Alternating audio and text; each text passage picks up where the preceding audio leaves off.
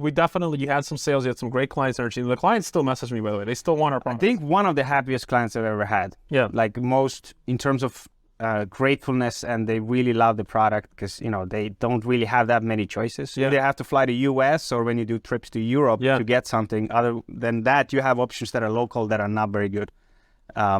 So they were, you know, very happy, very grateful to have that service. They still message me. I still get a message from a client here that's like, hey, when you guys are back, if you can get suits in, I want to buy stuff from you specifically. But it's like, well, when your government like bans imports, and it's like, what do you do? So they kind of created like a little bubble for themselves there.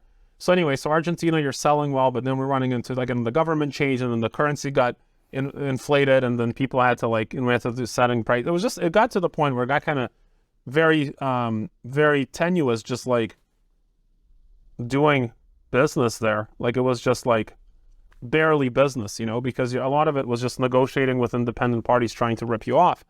The clients, by the way, were like super educated. Like we're talking, you know, Ivy League educated lawyers and stuff. And they understood their countries and shit, right? So anyway, so you spend some time there, you're fine, but then it's like, hey, let's move you along. And then you didn't go straight to Europe, I think. You had some time kind of flying around doing training all over the world, didn't you? Yeah, there were a couple of opportunities that opened up around that time where people needed training in Calgary, for example. So I was 3 months in Calgary, in one of the coldest months. That's a weather change. You go from Buenos Aires to Calgary. Yep. Summer, hot summer, which is the start of the year there, and then to -30, -20.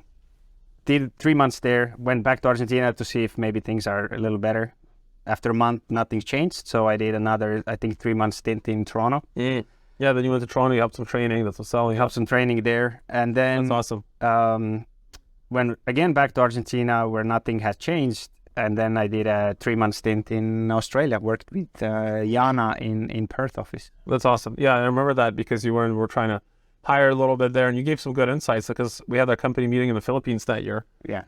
And I remember you came to the Philippines from Perth, and you were telling us some stories and stuff, and we're kind of like, hey man, we probably need to set up something for you where you can stay more permanently in one place, because obviously, you know, we kept waiting for Argentina to change and it didn't, and it was, you know, a little bit silly in retrospect to think that a country would, you know, change its ways to make things more open, because they keep promising, but it doesn't happen.